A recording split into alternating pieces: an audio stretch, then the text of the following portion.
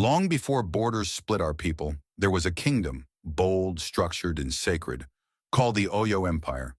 Its might stood not in castles but in unity, in order, in the wisdom of its kings and the steel of its generals. But now the drums echoed a different tone. War. The Alafin was gone, and the royal stool stood empty. Princes eyed it, generals whispered, alliances crumbled like cola nuts dropped in the dust. And deep within the tension, one figure stood taller than the rest. Afonja, the Aare Ona Kakanfo, the empire's iron fist, and yet, iron rusts too when touched by greed. Afonja was no ordinary warrior. Born of blood and fire, he had crushed enemies from Nupe to Dahomey. But power once tasted is hard to release. His loyalty to the Alafin waned like the setting sun. Why serve a throne, he thought, when he could wear the crown himself? His gaze shifted from guarding the kingdom to ruling it, and with each step away from loyalty, he invited chaos to feast at the empire's table. The Aare's ambition spread like dry season fire.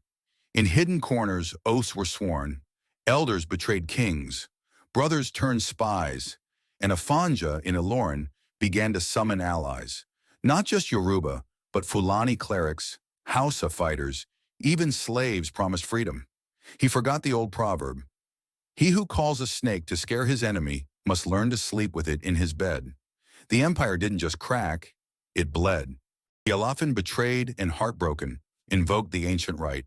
He summoned the royal Babalawo and uttered a curse in the sacred tongue. "From this day, let the Aare Ona Kakanfo never die in peace. Let rebellion follow his name. Let every bearer of the title know glory, then ruin." And so, history turned dark. Every Aare after Afonja would meet ruin, some in war, some in exile, none in peace. The curse became legend, but legends are built on bones. Afonja's dream was Ilorin as his capital, a kingdom of his own. But the allies he summoned had their own dreams. The Fulani, under Alami, played guests at first, but guests can become hosts. Before long, Afonja was surrounded, not by enemies, but by friends with sharpened knives. The city fell, not in a day, but in trust. And Afonja, betrayed, slain by the very hands he welcomed. The curse had claimed its first. They say his ghost walks the gates of Ilorin, eyes burning with betrayal.